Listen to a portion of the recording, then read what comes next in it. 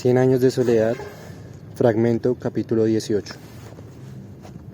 Cuando ya no hubo lugar pelado en los patios, la maleza rompió por debajo del cemento del corredor. Lo resquebrajó como un cristal y salieron por las grietas las mismas florecitas amarillas que casi un siglo antes había encontrado Úrsula en el vaso donde estaba la dentadura postiza de Melquiades.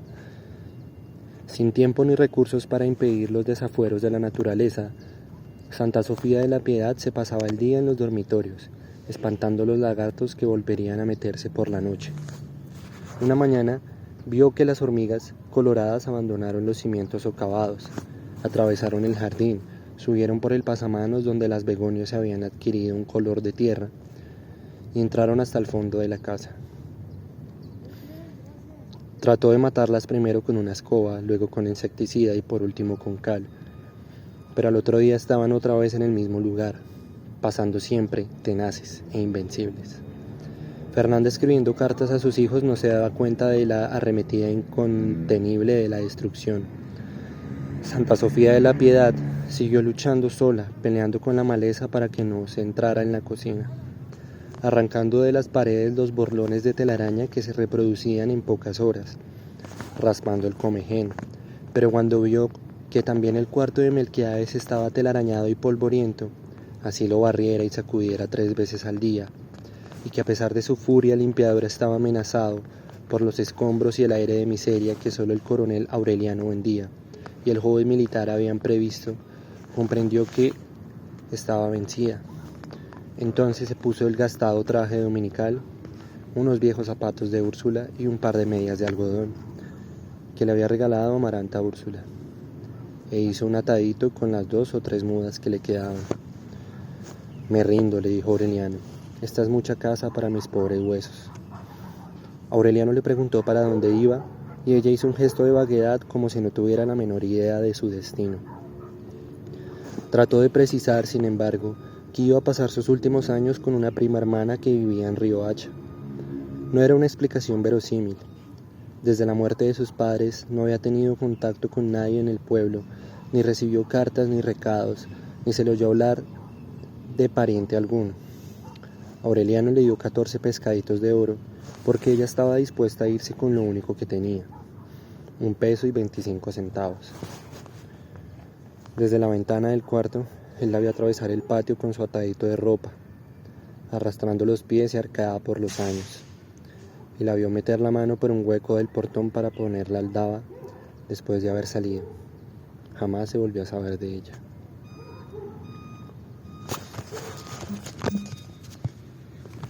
Cuando se enteró de la fuga, Fernanda desporticó un día entero, mientras revisaba baúles, cómodas y armarios, cosa por cosa para convencerse de que Santa Sofía de la Piedad no se había alzado con nada. Se quemó los dedos tratando de prender un fogón por primera vez en la vida y tuvo que pedirle a Aureliano el favor de enseñarle a preparar el café. Con el tiempo fue él quien hizo los oficios de cocina. Al levantarse, Fernanda encontraba el desayuno servido y solo volvía a abandonar el dormitorio para coger la comida que Aureliano le dejaba tapada en el rescoldo, y que ella llevaba a la mesa para comérsela en manteles de lino y entre candelabros, sentada en una cabecera solitaria al extremo de 15 sillas vacías. Aún en esas circunstancias, Aureliano y Fernanda no compartieron la soledad, sino que siguieron viviendo cada uno en la suya, haciendo la limpieza del cuarto respectivo, mientras la telaraña iba navegando los rosales, tapizando las vigas, acolchonando las paredes. Fue por esa época que Fernanda tuvo la impresión de que la casa se estaba llenando de duendes. Era como si los objetos, sobre todo los de uso diario, hubieran desarrollado la facultad de cambiar de lugar por sus propios medios. A Fernanda se le iba el tiempo en buscar las tijeras que estaba segura de haber puesto en la cama. Y después de resolverlo todo, las encontraba en una repisa de la cocina, donde creía no haber estado en 4 días. De pronto había un tenedor en la gaveta de los cubiertos, y encontraba 6 en el altar y 3 en el lavadero. Aquella caminadera de las cosas era más desesperante cuando se sentaba a escribir. El tintero que ponía a la derecha parecía a la izquierda. La almohadilla del papel secante se le perdía y la encontraba 2 días después debajo de la almohada. Y las páginas escritas a José Arcadio se le confundían con las de Amaranta Úrsula. Y siempre andaba con la mortificación de haber metido las cartas en sobres cambiados, como en efecto le ocurrió varias veces. En cierta ocasión perdió la pluma. 15 días después se la devolvió al cartero que la había encontrado en su bolsa y andaba buscando al dueño de casa en casa.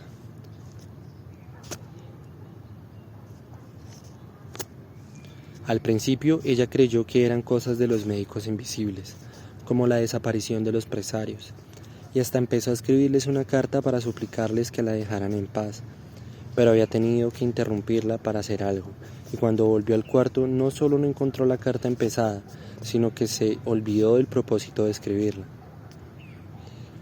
Por un tiempo pensó que era Aureliano. Se dio a vigilarlo, a poner objetos a su paso tratando de sorprenderlo en el momento en que los cambiara de lugar, pero muy pronto se convenció de que Aureliano no abandonaba el cuarto de Melquiades sino para ir a la cocina o al excusado, y que no era hombre de burlas. De modo que terminó por creer que eran travesuras de duendes, y optó por asegurar cada cosa en un sitio donde tenía que usarla. Amarró las tijeras con una larga pita en la cabecera de la cama. Amarró el plumero y la almohadilla de papel secante en la pata de la mesa y pegó con goma el tintero en la tabla a la derecha del lugar en que solía escribir. Los problemas no se resolvieron de un día para otro, pues a las pocas horas de costura ya la pita de las tijeras no alcanzaba para cortar, como si los duendes las fueran disminuyendo. Le ocurría lo mismo con la pita de la pluma y hasta con su propio brazo, que al poco tiempo de estar escribiendo no alcanzaba el tintero. Ni Amaranta Úrsula en Bruselas ni José Arcadio en Roma se enteraron jamás de esos insignificantes infortunios. Fernanda les contaba que era feliz y en realidad lo era, justamente porque se sentía liberada de todo compromiso, como si la vida la hubiera arrastrado otra vez hasta el mundo de sus padres, donde no se sufría con los problemas diarios, porque estaban resueltos de antemano en la imaginación. Aquella correspondencia interminable le hizo perder el sentido del tiempo, sobre todo después de que se fue Santa Sofía de la Piedad. Se había acostumbrado a llevar la cuenta de los días, los meses y los años, tomando como punto de referencia las fechas previstas para el retorno de los hijos. Pero cuando estos modificaron los plazos una y otra vez, las fechas se le confundieron, los términos se le traspapelaron, y las jornadas se parecieron tanto las unas a las otras que no se sentían transcurrir. En lugar de impacientarse, experimentaba una honda complacencia con la demora. No le inquietaba que muchos años antes de anunciarle las vísperas de sus votos perpetuos, José Arcadio siguiera diciendo que esperaba terminar los estudios de alta teología para emprender los de la diplomacia. Porque ella comprendía que era muy alta y empedrada de obstáculos la escalera de caracol que conducía a la silla de San Pedro. En cambio, el espíritu se le exaltaba con las noticias que para otros hubieran sido insignificantes, como aquella de que su hijo había visto al Papa.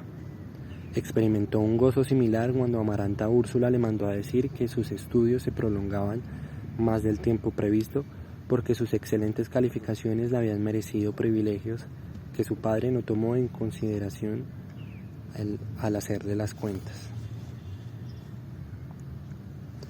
Habían transcurrido más de 3 años desde que Santa Sofía de la Piedad le llevó la gramática, cuando Aureliano consiguió traducir el primer pliego. No fue una labor inútil, pero constituía apenas un primer paso en un camino cuya longitud era imposible prever, porque el texto en castellano no significaba nada. Eran versos cifrados. Aureliano carecía de elementos para establecer las claves que le permitieran desentrañarlos, pero como Melquiades le había dicho que en la tienda del sabio catalán estaban los libros que le harían falta para llegar al fondo de los pergaminos, decidió hablar con Fernanda para que le permitiera ir a buscarlos. En el cuarto devorado por los escombros, cuya proliferación incontenible había terminado por derrotarlo, pensaba en la forma más adecuada de formular la solicitud. Se anticipaba a las circunstancias, calculaba la ocasión más adecuada, pero cuando encontraba a Fernanda retirando la comida del rescoldo, que era la única oportunidad para hablarle, la solicitud laboriosamente premeditada se le atragantaba y se le perdía la voz.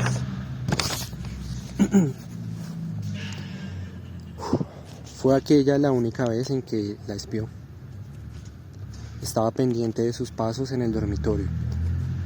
La oía ir hasta la puerta para recibir las cartas de sus hijos y entregarle las suyas al cartero, y escuchaba hasta muy altas horas de la noche el trazo duro y apasionado de la pluma en el papel, antes de oír el ruido del interruptor y el murmullo de las oraciones en la oscuridad.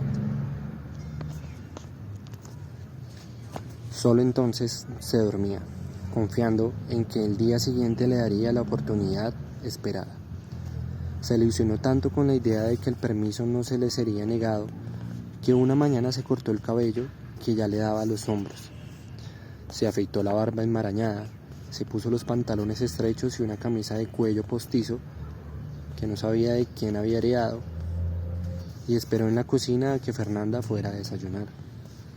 No llegó la mujer de todos los días, la de la cabeza alzada y andadura pétrea, sino una anciana de una hermosura sobrenatural, con una amarillenta capa de armiño, una corona de cartón dorado y la conducta lánguida de quien ha llorado en secreto.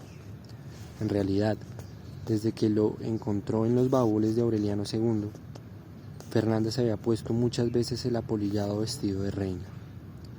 Cualquiera que la hubiera visto frente al espejo, extasiada en sus propios ademanes monárquicos, habría podido pensar que estaba loca, pero no lo estaba. Simplemente había convertido los atuendos reales en una máquina de recortar.